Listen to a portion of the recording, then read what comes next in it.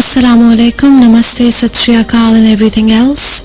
I am Aks Anwar and you are listening to Seashore.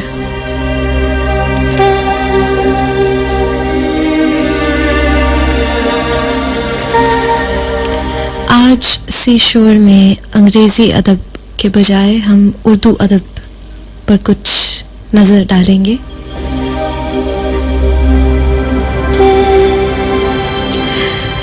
Today is a very special day for me because today I will be repeating what my own mother, accompanied by Babar John, did once a long time back. Today I will be reading out to you Mumtaz Mufti ji.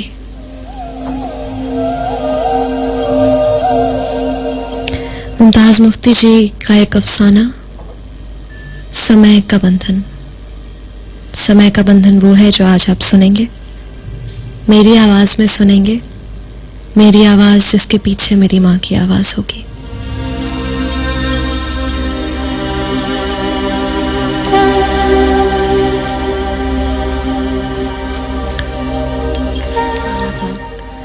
जो मेरी समात तक पहुंचा, मेरी माँ ने वो अफसाना पढ़ा था एक ऐसी ऑर्गेनाइजेशन के लिए जो विजुअली इम्पेयर्ड लोग हैं उनके लिए थी.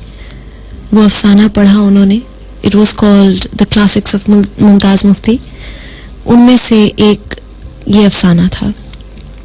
माँ ने वो पढ़ तो दिया, पर उसके बाद जब मैंने सुना तो मेरे पर जो उसका अफेक्ट था वो मैं समझाना चाहूँ भी तो शायद ना समझा पाऊँ.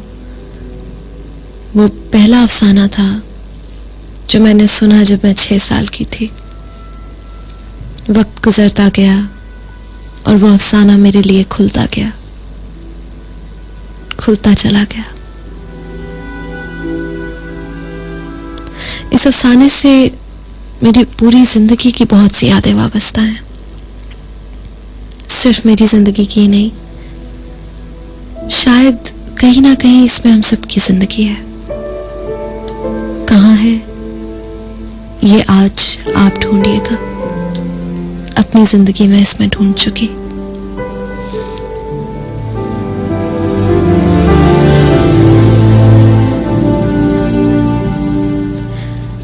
आप ही कहा करती थी सुनहरे समय समय की बात होती है.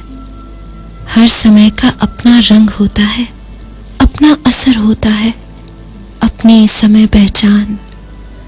सुनहरे अपने समय से बाहर ना निकल, जो निकली तो भटक जाएगी. अब समझ में आई आप ही की बात. जब समझ लेती तो रास्ते से ना भटकती, आलने से ना गिरती. समझ तो गई पर कितनी कीमत देनी पड़ी समझन की. आप ही मुझे सुनहरे कहकर बुलाया करती थी. कहती थी तेरे पिंडे की झाल सुनहरी है, जब रस आएगा तो सोना बन जाएगी. कुठाली में पड़े बिना फिर ये झाल कपड़ों से निकल निकल कर झांकेगी. पता नहीं मेरा नाम क्या था, पता नहीं मैं किसकी थी, कहां से आई थी, कोई लाया था. बालपन ही में आप ही के हाथ बेच गया था. उसी की गोद में पली, उसी की सुरताल भरी बैठक के झूलने में झूल झूल कर जवान हुई. फिर सुनहरा उमड़ उमड़ आया, छुपाए न छुपता था. आप ही बोली ना धिए छुपाना, जो छुपाए ना छुपे उसे क्या छुपाना.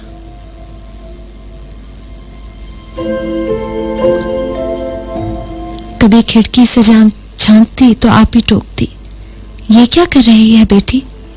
सियाने कहते हैं जिसका काम उसी को साझे, तेरा काम देखना नहीं दिखना है। तू नजर न बन मंजर बन, और जो देखे भी तो तू दिखने का घूंघट निकाल, उसकी ओट से देख।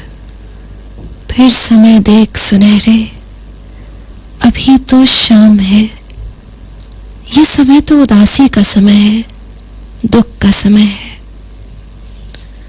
शाम भई शाम भई, घन श्याम नाए, घन श्याम नाए।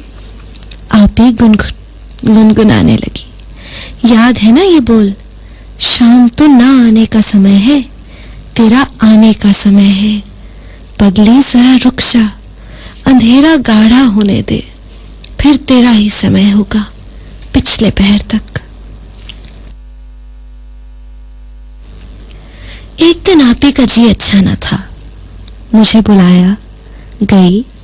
लेटी हुई थी, सिरहाने तिपाई पर सोडे की बोतल धरी थी, साथ नमकदानी थी। ये उन दिनों की बात है जब सोडे की बोतल के गले में शीशे का गोला फंसा होता था, ठा करके खुलता था। बोली, सुनहरे बोतल खोल, ग्लास में डाल, चुटकी भर नमक घोल और मुझे पिला दे। नमक डाला तो झाग उठी, बुलबुले ही बुलबुली। आपी ने मेरा हाथ पकड़ लिया, बोली, देख लड़की, ये हमारा समय है। हमारा समय वो है जब झाग उठे, हमें नहीं दूजे में उठे। दूजे में झाग उठाना ही हमारा काम है। खुद शांत, दूजा बुलबुले ही बुलबुले।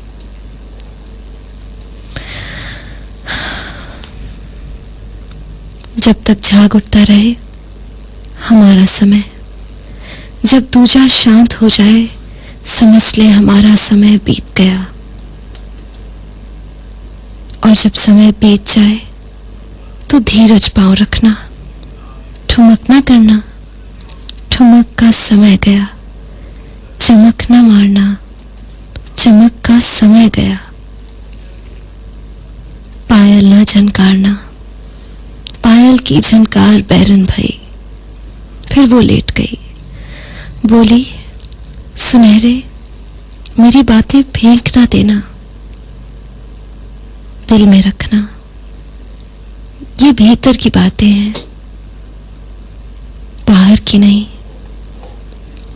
पढ़ी पढ़ाई नहीं, सुनी सुनाई नहीं। वो सब छिलके होती हैं, बादाम नहीं। जान ले बेटी, बात वो जो भीतर की हो, बात वो जो भीतर की हो। छिलका ना हो, गिरी हो, जो बीती हो। जग बीती, जग बीती नहीं, हट बीती, आप बीती। बाकी सब झूठ, दिखलावा, बहलावा।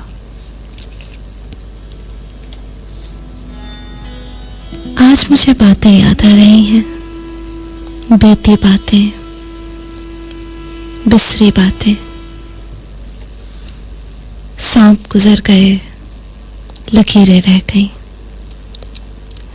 लकीरें ही लकीरें।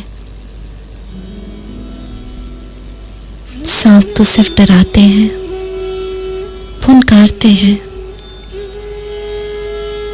लकीरें काटते हैं, डसती हैं। पता नहीं ऐसा क्यों होता है। लकीरों ने मुझे छलनी कर रखा है। चलती हैं, चले ही जाती हैं, जैसे धार चलती है। एक खत्म होती है, दूसरी शुरू होती है। आपी की बैठक में हम तीन थीं, पीली, रूपा और मैं।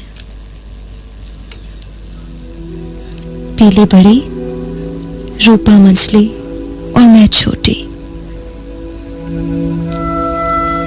पीली में बड़ी आन थी, पर मान ना था। उस आन में छब थी, सुंदरता भरा ठहराव था। यूं रोब से भरी रहती जैसे मुटियार रस से भरी रहती है। गर्दन उठती रहती मूर्ति समान। रूपा सुर ही सुर थी, शुद्ध सुर, तारों से बनी थी। उसके बंद बंद में तार लगे थे, सुरतियां, स्मृतियां, और वो गूंजते मद्धम में गूंजते, और फिर सुनने वालों के दिलों को झुला देते। तेजी मैं थी, आप ही कहती थी, सुनहरे तुझ में दुख की भीख है, तू भिगो देती है, खुद भी डूब जाती है। पगली तुझे को डुबोया कर, खुद ना डूबा कर। मुझे तुझसे डर आता है सुनहरे, किसी दिन आ तो हम सबको ना ले डूबे।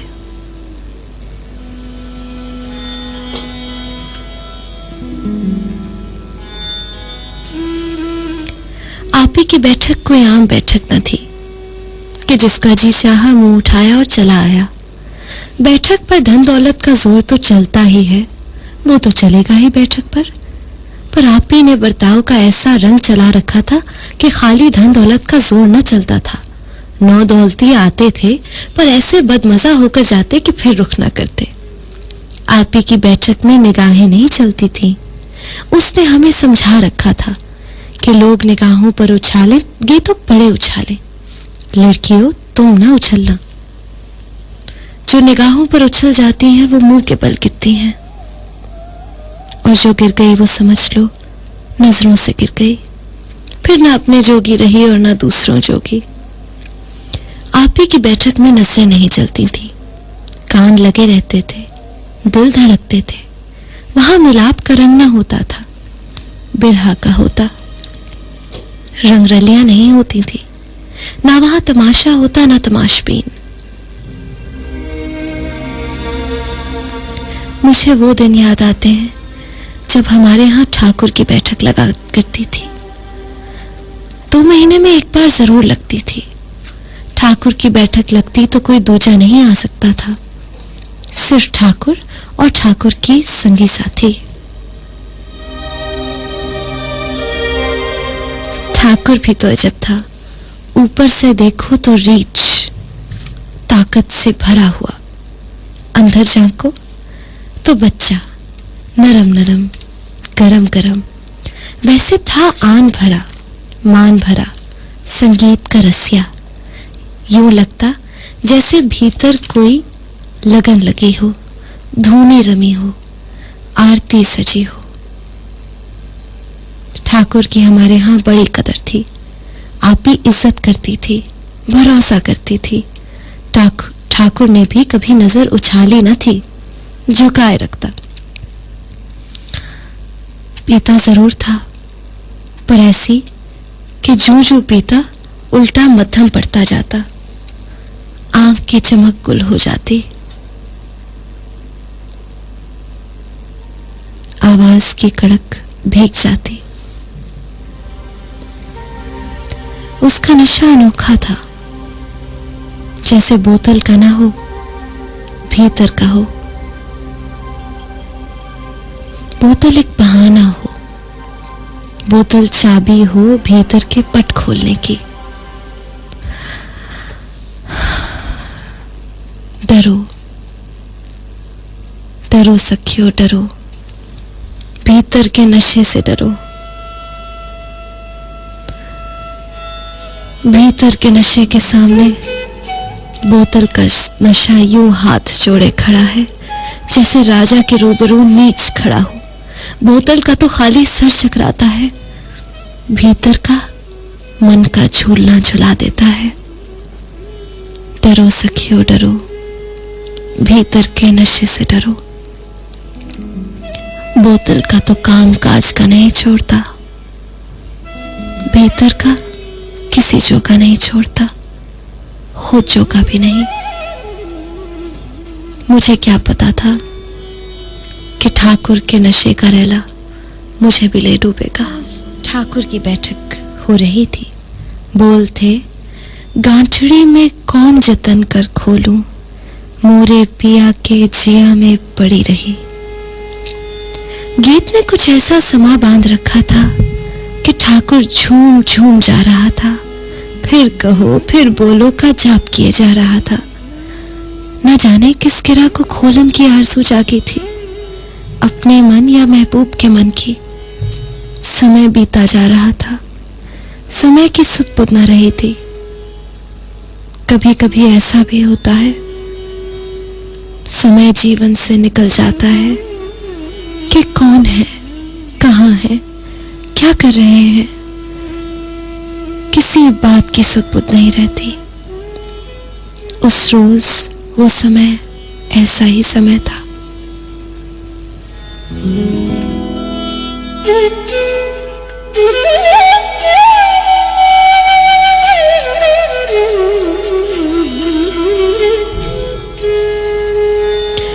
दफतन घड़ी ने 3 बजाए। आप ही हाथ जोड़े उठ बैठी, बोली, क्षमा करो ठाकुर जी, माफी मांगती हूँ, हमारा समय बीत गया, अब बैठक खत्म करो। ठाकुर पहले तो चौंका, फिर मुस्काया। ना आप ही, वो बोला, अभी तो रात भीगी है। आप ही बोली, ठाकुर हम सूखे परों वाले पंछी हैं, जब रात भीग जाती है तो हमारा समय बीत जाता है। जो हमारा समय जो हमारे पर भीग गए तो उडारी ना रहेगी। फनकार में उडारी ना रहे तो बाकी रहा क्या। ठाकुर ने बड़ी मिन्नतें की, आप ही ना मानी।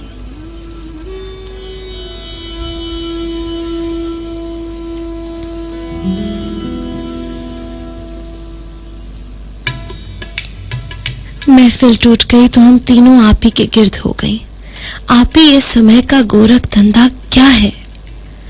आप ही बोली, लड़कियों समय बड़ी चीज है, हर काम का अलग समय बना है। रात को गाओ बजाओ, पियो पिलाओ, मिलो मिलाओ, मौज उड़ाओ, बस 3 बजे तक। फिर भोर समय उसका समय है, उसका नाम जपो, उसे पुकारो, फरियाद करो, दुआएं मांगो, सजदे करो। उस समय में तुम ऐश नहीं कर सकते, गुनाह नहीं कर सकते, कत्ल नहीं कर सकते। ये धंधा जो हमारा है उसके समय में नहीं चलता।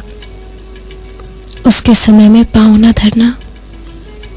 उसने बुरा माना तो मारी जाओगी, जो वो राजी हो गया तो भी मारी जाओगी। और देखो, उसके समय के नेड़े नेड़े भी ऐसा गीत न गाना जो उसे पुकारे, भजन न छेड़ना। डरो कहीं वो तुम्हारी पुकार सुनकर हुनकारा ना भर दे।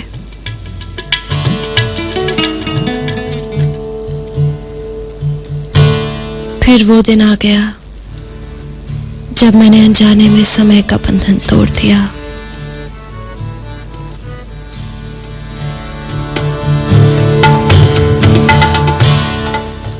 उस रोज ठाकुर आए, आप ही से बोले, बाई कल ख्वाजा का दिन है, ख्वाजा की नेहा सारे गांव को खिलाऊंगा।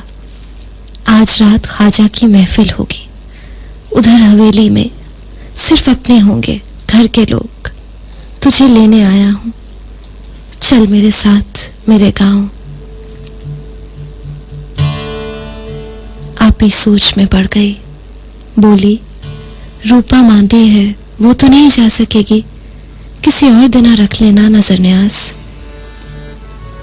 ख्वाजा का दिन कैसे बदलूं, वो बोला, तो किसी और मंडली को ले जा। ठाकुर ने मुंह बना लिया। ख्वाजा की बात ना होती तो ले जाता, उनका नाम लेने लायक मुख तो हो। मैं किस लायक हूं जो उनके नाम मुंह पर लाऊं। बस एक तेरी ही बैठक है भाई, जहां पवित्रता है, जहां जिस्म का नहीं मन का ठिकाना है।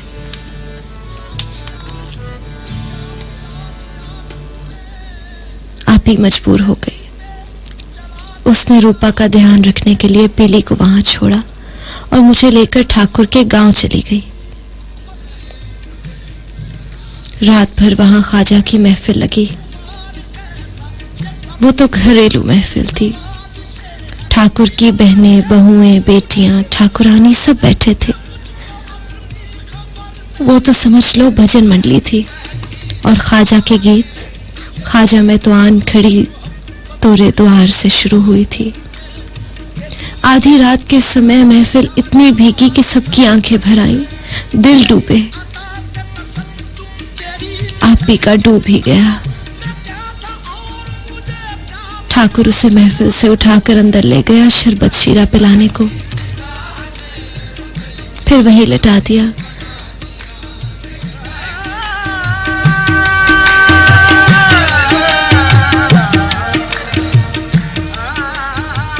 फिर ख्वाजा के गीत चले तो मैं भी भीग गई, आंखें भर भर आई। मैं हैरान, मैं तो कुछ मांग नहीं रही, मैं तो इल्तिजा नहीं कर रही। मैं तो एक ताजिर हूं, पैसा कमाने के लिए आई हूं। मेरी आंखें क्यों भर भर आई खामखा? सुबह बिना सोचे समझे गाय चली गई, आंखें भर भर आती रही। दिल को कुछ कुछ होता रहा, पर मैं भीग भीग कर गाती गई। समय बीत गया और मुझे ध्यान ही ना आया कि मैं उसके समय में पांव धर चुकी हूं। आप ही थी नहीं जो मुझे टोक दी। और फिर मुझे क्या पता था कि ख्वाजा कौन है? मैं तो सिर्फ नाम सुन रखा था, उसके गीत याद कर रखे थे। मैं तो सिर्फ ये जानती थी कि वो गरीब नवाज है। मैं तो गरीब न थी। मुझे क्या पता था कि वो मुझे भी नवाज देगा खामखा, जबरदस्ती। मुझे क्या पता था कि उसमें इतनी भी सुध-बुध नहीं कि कौन पुकार रहा है, कौन गा रहा है, कौन मांगता है, कौन खाली झोली फैला रहा है, कौन भरी झोली समेट रहा है। मैं तो यही सुनती आई थी कि दुखी लोग पुकार पुकार कर हार जाते हैं, पर कोई सुनता नहीं। मुझे क्या पता था कि इतना दयालु है, इतना नेड़े है, इतने कान खड़े रखता है मूर्ख। फिर ठाकुर बोला, सुनहरी बाई, बस एक आखिरी फरमाइश। ख्वाजा पिया मोरी रंग दे चुनरिया, ऐसी भी रंग दे रंग ना छूटे। धोबिया धोए जाए सारी उमरिया।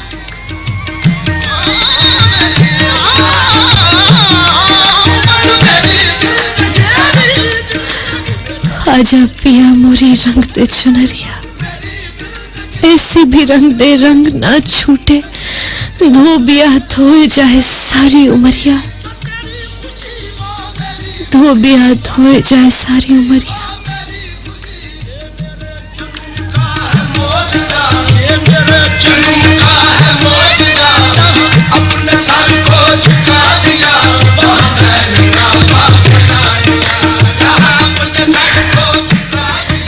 फिर मुझे सुध-बुध न रही। ऐसी रंग पिचकारी चली कि मैं भीग भीग गई। और मैं ही नहीं, सारी महफिल रंग रंग हो गई, सारी महफिल।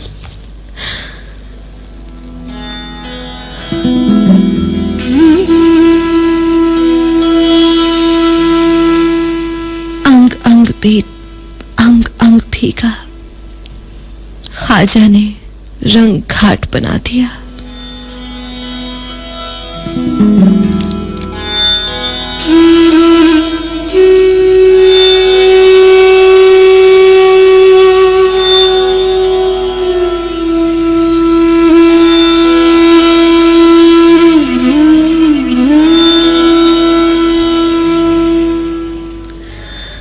घर पहुंची तो गोया मैं न थी। दिल रोया रोया, ध्यान खोया खोया। किसी बात में चित न लगता, बैठक बेगाना दिखती, सांस सांस में तुर्क ना रहा, सारंगी रोए जाती, उस्ताद नक्को खान बजाते पर वो रोए जाती, तबला सर पीटता, घुंघरू कहते पांव में डाल और बन को निकल जा। वहां उसका झूमर नाच जो पत्ते पत्ते डाल डाल से झांक रहा है।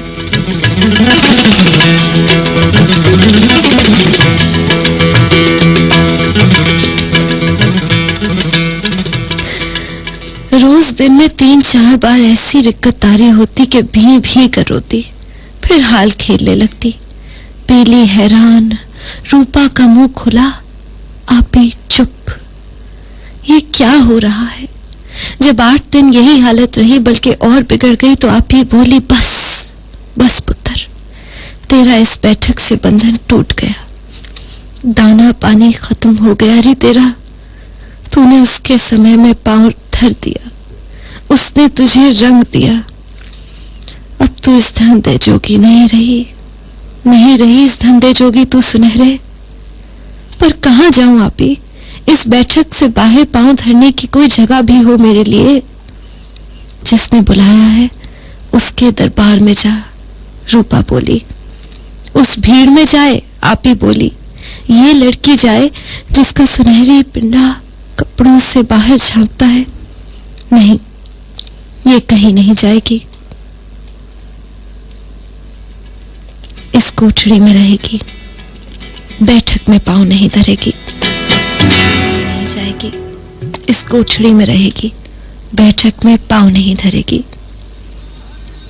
फिर पता नहीं क्या हुआ, रिक्कत खत्म हो गई।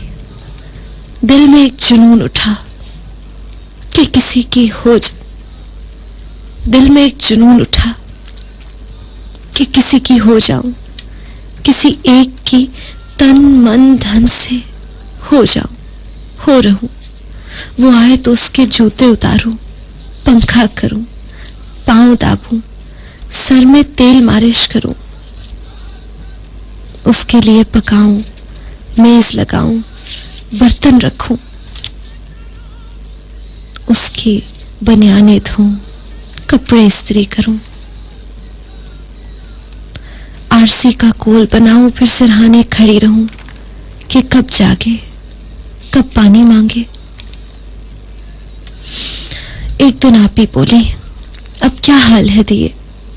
मैंने रो रो के सारी बात कह दी कि कहते हैं किसी एक की हो जा। बोली, वो कौन है? कोई नजर में है क्या?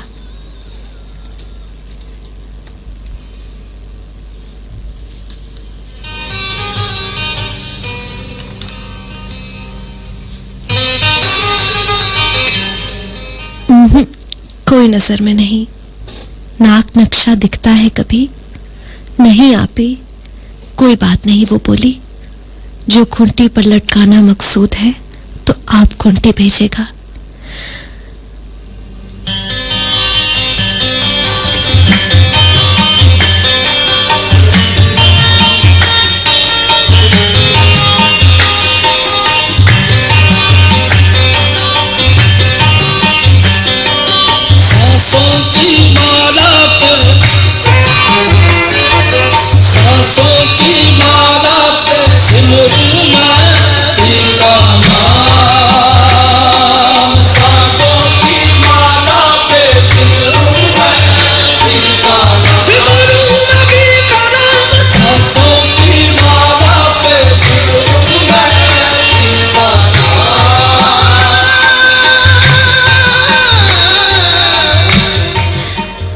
एक दिन बाद जब बैठक राग रंग से भरी हुई थी तो मेरी कोठरी का दरवाजा बजा।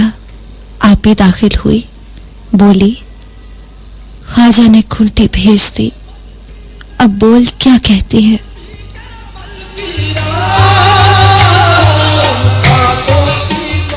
कौन है? मैंने पूछा। कोई जमींदार है, अधेड़ उम्र का है, कहता है बस एक बार बैठक में आया था, सुनहरी बाई को सुना था, जब से अब तक उसकी आवाज कानों में गूंजती है। दिल को बहुत समझाया, तवज्जो बटाने के बहुत जतन किए, कोई पेश नहीं गई। अब हार के तेरे दर पर आया हूं, बोल तो क्या कहती है? मुंह मांगा दूंगा। मैंने कहा दे दे, साल के लिए बख्श दे, जैसे तेरी मर्जी। आप ही हंसने लगी, फिर बोली चल बैठक में उसे देख ले एक नजर। मैंने सर हिला दिया। नहीं आप ही, उन्होंने भेजा है तो ठीक है, देखने का मतलब कितनी देर के लिए मानूं? जीवन भर के लिए।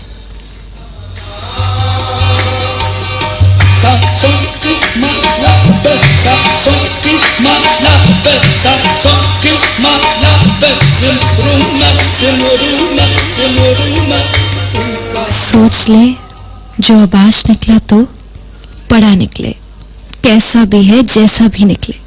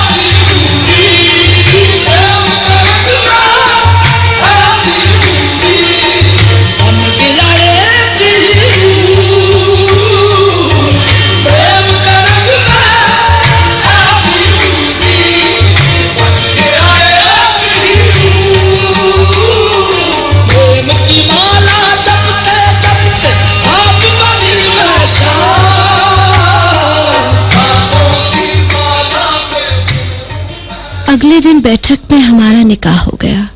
जमींदार ने पैसे का ढेर लगा दिया। आपी ने रोकर लौटा दिया। बोली सौदा नहीं कर रही, अपनी धी विदा कर रही हूं, और याद रख ये ख्वाजा की अमानत है, संभाल के रखियो बाबा।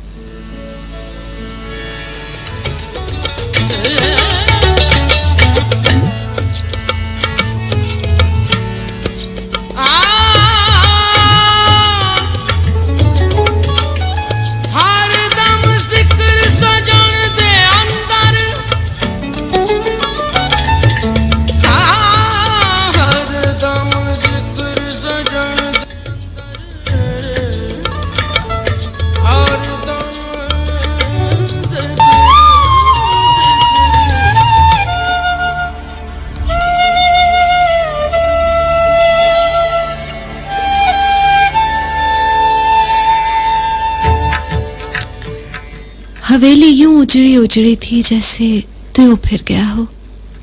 वैसे तो सभी कुछ था, साजो सामान था, आराइश थी, कालीन बिछे हुए थे, सोफे लगे हुए थे, कद्दे आदम आईने, झाड़ फानूस, सभी कुछ था। फिर भी हवेली भाए भाए कर रही थी। बरामदे में आराम कुर्सी पर छोटी चौधरानी बैठी हुई थी। सामने तिपाई पर चाय के बर्तन पड़े थे, मगर उसे खबर न थी कि चाय ठंडी हो चुकी है। उसे तो खुद की सुध-बुध न थी कि कौन है, कहां है, क्यों है।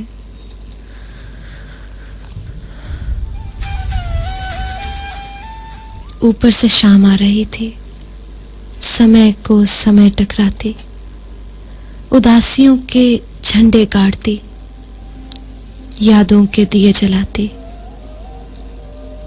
बीती बातों के आलाप गुनगुनाती, दबे पांव मध्यम, यूं जैसे पायल की झनकार पेड़ नया हो। दूर अपने क्वार्टर के बाहर खाट पर बैठे हुए चौकीदार की निगाहें छोटी चौधरानी पर जमी हुई थी। हुक्के का सूंटा लेता और फिर से छोटी चौधरानी को देखने लगता, यूं जैसे उसे देख देख कर दुखी हुआ जा रहा हो। दूसरी जानब घास के प्लाट के कोने पर बूढ़ा माली पौधों की तराश खराश में लगा था। हर 2 घड़ी के बाद सर उठाता और छोटी चौधरानी की तरफ टिकटिकी बांध कर बैठ जाता। फिर चौंक कर लंबी ठंडी सांस भरता। और फिर से काट छांट में लग जाता। जन्नत बीबी जो छोटी चौधरानी का खाना पकाती थी, 2-3 बार बरामदे के परले किनारे पर खड़ी होकर उसे देख गई थी। जब देखती तो उसकी आंखें भीग भीग जाती थीं। पल्लू से पोंछती, फिर लौट जाती। सारे नौकर कमी छोटी चौधरानी पर जान छिड़कते थे, उसके गम में घोले जा रहे थे, लेकिन साथ ही वो उस पर सख्त नाराज भी थे। उसने अपने पांव पर खुद कुल्हाड़ी क्यों मारी थी? क्यों खुद को दूजों का मोहताज बना लिया था? क्यों? अपनी औलाद होती तो फिर सहारा होता। अपनी औलाद तो थी नहीं। फिर चौधरी के मरने के बाद मकामी होशो हवास अपनी आधी गैर मलकूला जायदाद छोटी चौधरानी के नाम गिफ्ट कर गया था। तो उसे क्या हक था कि अपना तमाम तर हिस्सा बड़ी चौधरानी के दोनों बेटों में तकसीम कर दे? अगर एक दिन बड़ी चौधरानी ने उसे हवेली से निकाल बाहर किया तो वो क्या करेगी? किसका दर्द देखेगी? एक तरफ तो इतनी बेनियाजी कि इतनी बड़ी जायदाद अपने हाथ से बांट दी, और दूसरी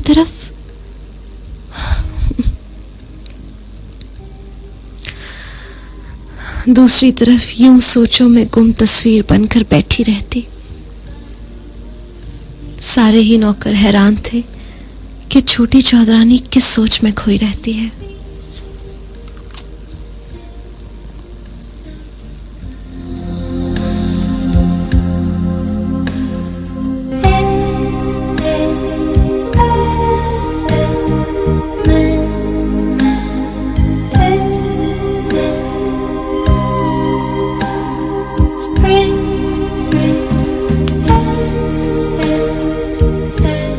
सारे ही नौकर हैरान थे कि छोटी चौधरानी किस सोच में खोई रहती है। चौधरी को मरे हुए 3 महीने हो गए थे जब से यूं ही हवास गुम कयास गुम बैठी रहती है, और फिर टूटती रात समय उसके कमरे से गुनगुनाने की आवाज क्यों आती है? किस ख्वाजा पिया को बुलाती है? ख्वाजा पिया मोरी ले जो खबरिया। कौन खबर ले? कैसी खबर ले? छोटी चौधरानी पर उन्हें प्यार जरूर आता था, पर उसकी बातें समझ में नहीं आती थी। पता नहीं चलता था कि किस सोच में पड़ी है।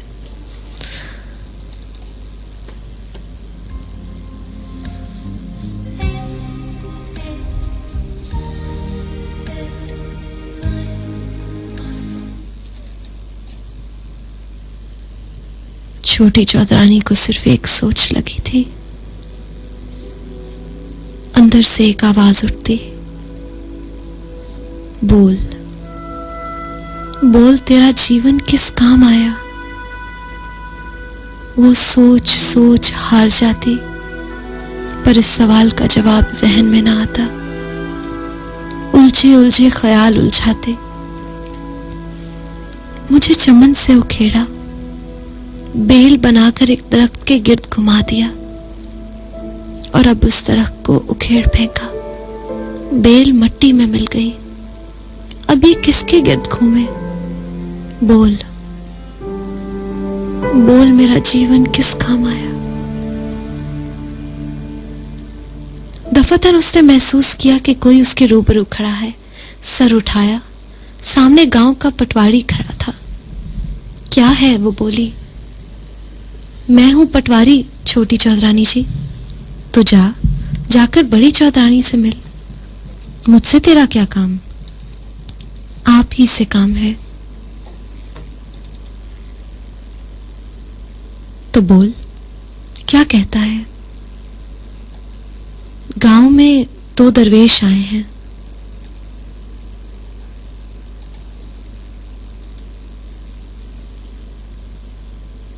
गांव वाले चाहते हैं उन्हें चंद दिन यहां रोका जाए। जो आप इजाजत दें तो आपके मेहमान खाने में ठहरा दें? ठहरा दो, वो बोली। नौकर चाकर बंदोबस्त वो रुक गया। सब हो जाएगा। पटवारी सलाम करके जाने लगा तो पता नहीं क्यों उसने सरसरी तौर पर पूछा, कहां से आए हैं? पटवारी बोला, अजमेर शरीफ से आए हैं। ख्वाजा गरीब नवाज के फकीर हैं।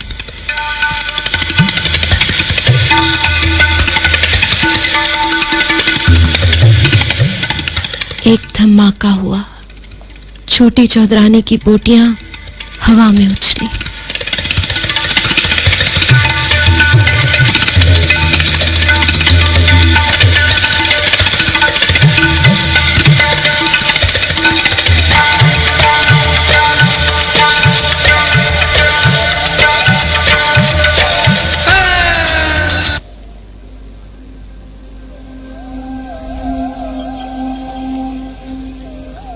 अगली शाम छोटी चौधरानी ने जन्नत बीबी से पूछा, जन्नत, ये जो दरवेश ठहरे हुए हैं यहाँ, इनके पास गांव वाले आते हैं क्या?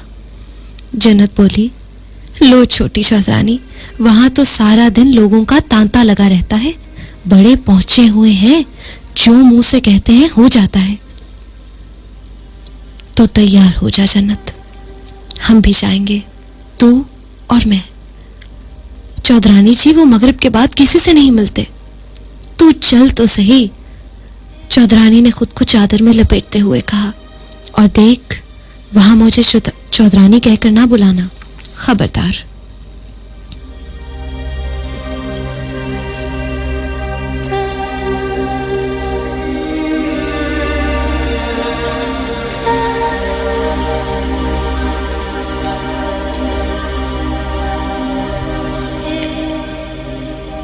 जब वो मेहमान खाने पहुंचे तो दरवाजा बंद था।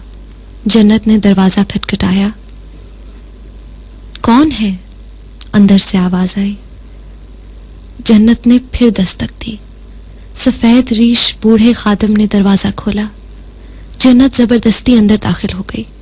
पीछे पीछे चौधरानी थी। सफेद रीश घबरा गया। बोला, साईं बादशाह मगरिब के बाद किसी से नहीं मिलते, वो उस कमरे में मशगूल हैं। हम साईं बादशाह से मिलने नहीं आए, छोटी चौधरानी बोली। तो फिर? सफेद रीश खादिम घबरा गया। एक सवाल पूछना है, चौधरानी ने कहा। साईं बाबा इस समय सवाल का जवाब नहीं देंगे। साईं बाबा ने जवाब नहीं देना, उन्होंने पूछना है, वो बोली।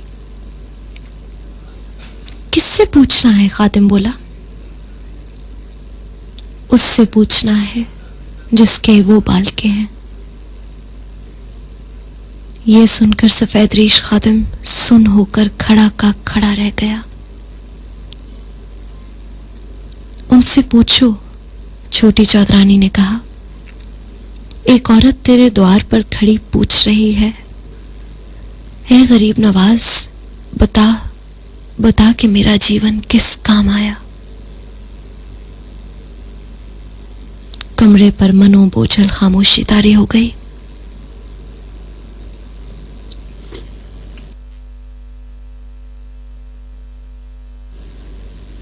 छोटी चौधरानी बोली, कहो, वो औरत पूछती है, तूने बैठक के गमले से एक बूटा उखेड़ा। तूने बैठक के गमले से एक बूटा उखेड़ा, उसे बेल बनाकर एक दरख्त के गिर्द लपेट दिया कि जा, इस पर निसार होती रह। वो रुक गई। कमरे की खामोशी और गहरी हो गई। अब तूने उस दरख्त को उखेड़ फेंका है, बेल मट्टी में रुल गई है। वो बेल पूछती है, बोल बोल मेरा जीवन किस काम आया। ये कहकर वो चुप हो गई।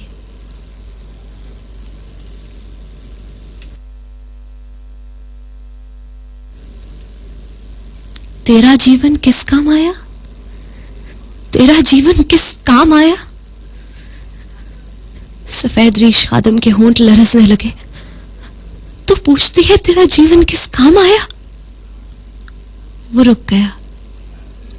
कमरे की खामोशी इतनी बोझल हो गई कि सहारी नहीं जाती थी। मेरी तरफ देख, सफेद रीश खातिम ने कहा। सुनहरी बाई, मेरी तरफ देख कि तेरा जीवन किस काम आया। मुझे नहीं पहचानती? मैं तेरा सारंगी नवाज था। देख मैं क्या था, क्या हो गया। छोटी चौधरानी के मुंह से एक चीख निकली, उस्ताद जी, आप उस्ताद जी। वो उस्ताद के चरण छूने के लिए आगे बढ़ी। ऐन उस वक्त मुल्हे का कमरे का दरवाजा खुला। एक भारी भरकम नूरानी चेहरा बरामद हुआ। सुनहरी बीबी, वो बोला, मुझसे पूछ तेरा जीवन किस काम आया। छोटी चौधरानी ने मुड़ के देखा। ठाकुर, ठाकुर, वो चिल्लाई। ठाकुर बोला, अब हमें पता चला कि सरकार ने हमें इधर आने का हुक्म क्यों दिया है। उसने सुनहरी बीबी के सामने अपना सर झुका दिया। बोला, बीबी, हमें आशीर्वाद दे। बीबी, हमें आशीर्वाद दे। आपको ये पसंद आया या ना आया, मैं सबसे पहले शुक्रिया अदा करना चाहूंगी मुमताज़ मुफ्ती जी का, जिन्होंने ये लिखा। मैं शुक्रिया अदा करना चाहूंगी अपनी माँ का, जिनकी आवाज़ में पढ़ा गया ये मैंने सुना, और जैसा सुना शायद उस जैसा ही कुछ आपको सुनाया। बाबर जॉन का, जिन्होंने मुझे मौसीकी की सेंस दी, और उन सब लोगों का जिनकी मदद से मैं इस अफसाने को आज समझ पाई हूँ। And I have my mother on air on the phone. माँ जी बेटा, क्या कहेंगी?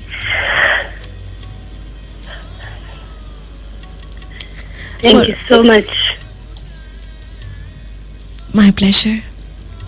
जिनको नहीं पता, मेरी माँ है आयशा असलम, जो मंडे को 12 से 3 यहाँ खाकान हैदर गाजी के साथ शो भी करती हैं। माँ बोलिए। बेटा, आपने मुझे इतना बहुत कुछ याद दिला दिया और I am proud of you. Thank you माँ, थैंक यू। आपने मेरा 50% चोरी कर लिया। इस पर मैं खुश भी हूँ और मेरी आंखें भी नम है, और वो सारा अरसा भी गुजर गया और जाने क्या कुछ बीता, क्या कुछ गया, क्या खोया हमने, क्या पाया।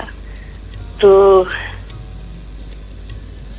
मैं सबको माफ करती हूँ, उन सबको जिन्होंने हम दोनों को दुख दिए, इसलिए कि अगर वो हमें दुख ना देते तो आज ये गुर्बत ना होती, ये नेमत मैसर ना होती। जिन्होंने भी कहा कि मुझसे बात करें, बेटे आपका शुक्रिया। और मैं इसका एक टुकड़ा जो कि अक्स ने नहीं कहा, अगर मुझे याद आ जाए तो तमाम बुजुर्गों की नजर, अल्लाह पाक की नजर, पंचतन पाक की नजर, सारी उन रूहों की नजर जो हमारे दर्द से गुजरते हैं। ख्वाजा पिया मोरी रंग दे चुनरिया, ख्वाजा पिया मोरी रंग दे चुनरिया, ऐसी भी रंग दे, रंग ना छूटे, ऐसी रंग दे, रंग ना छूटे, धोबिया धोए चाहे मरिया, खाजा पिया मोरी रंग दे चुनरिया, खाजा पिया मोरी रंग दे चुनरिया, रंग दे चुनरिया, रंग दे चुनरिया। Thank you.